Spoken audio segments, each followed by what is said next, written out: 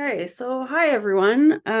So we are starting MDM for you today, for summer school. So that's the whole month of July. So if you go to the LMS, you are able to find the course calendar that will look like this.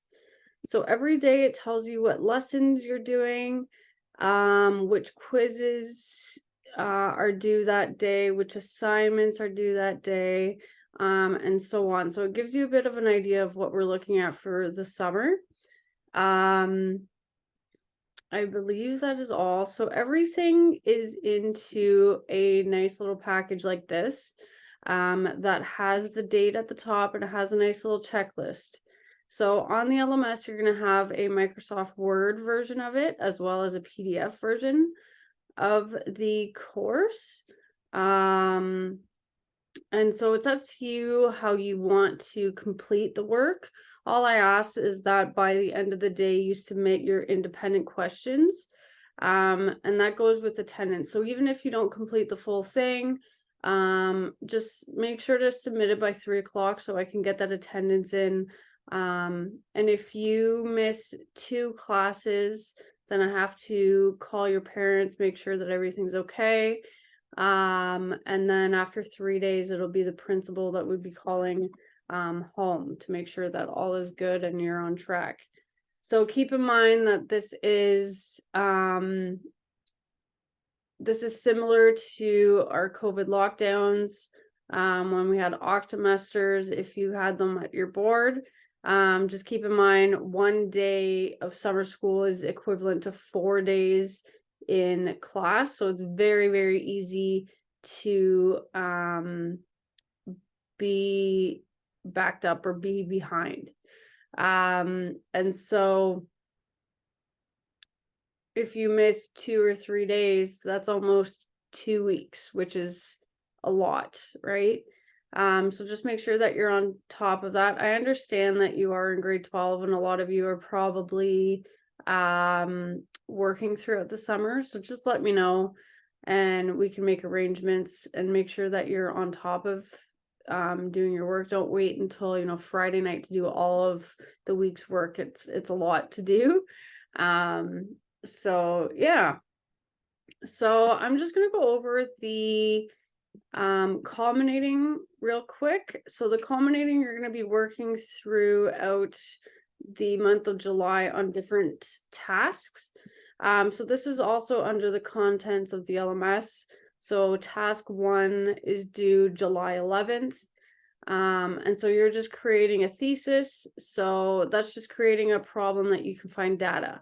So anything from do people believe that uniforms are a good thing? And you can collect data on that. Or you can collect data on boys' attendance versus girls' attendance in school. Anything like that, anything that's really interesting to you, really helps with the independent study unit. So we've also got task number 2 that is due on the 11th. And so you're going to have a hypothesis. So what do you expect to find? What do you believe will be your results? Define the population and the characteristics of the population. Define the sample. Define the independent variables, the dependent variables. Make a plan for what graphs and calculations you could use to answer your thesis question. And then you've got your task 2.5. So that's to design a survey if you're collecting primary data. So primary data would be straight from the source. If you do decide to do a survey, I am teaching 2 other math classes this summer. So I would submit those surveys to them and I could get the results for you. So it would be beneficial for your part, I believe. And then you've got task number 3, so collecting and organizing your data. So let's say you give me your survey, and then I give you all your data back, or you get it back on SurveyMonkey if you were to use that. And you are to start organizing it and looking at different types of tables and graphs that you could do. So you organize it all for your final report. Then you've got your analyzing the data. So task 4, which is due July 26th. So for each sub question identified, use the stats we learned in class to describe the data and find the trends and relationships. Only use those that are relevant. So you're going to have a graph. So you could have a scatter plot, a bar graph, a histogram, a box plot, a pie graph, as well as all of these parts into your report. So I know this might almost seem like mumbo jumbo to you, but we are going to be looking at all of these types of different things throughout the course, and they're all aligned with those due dates. And then you've got task 5, so analyzing your graphs and calculations. So you're going to have a descriptive paragraph explaining everything, and you're going to draw your conclusions and do a bibliography.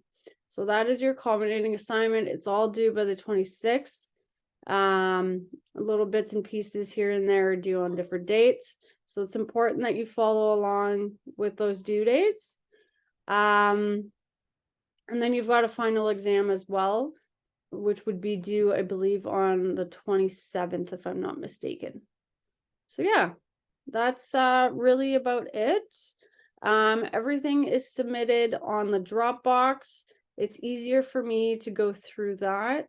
You can write it on the PDF if you know how to work technology like that, or you can print it out, or you can just do it on line paper and send me pictures. It's totally up to you. I don't have a preference in terms of that. So just make sure that you send it to the Dropbox by 3 o'clock that day. Again, if you're working or whatnot, just let me know. And we all have our Teams meeting group chats, so our individual chats as well. So you are able to do that there as well. And so that is the course introduction. I hope you guys have lots of fun. I try to make it as easy as possible for you and straightforward. So yeah.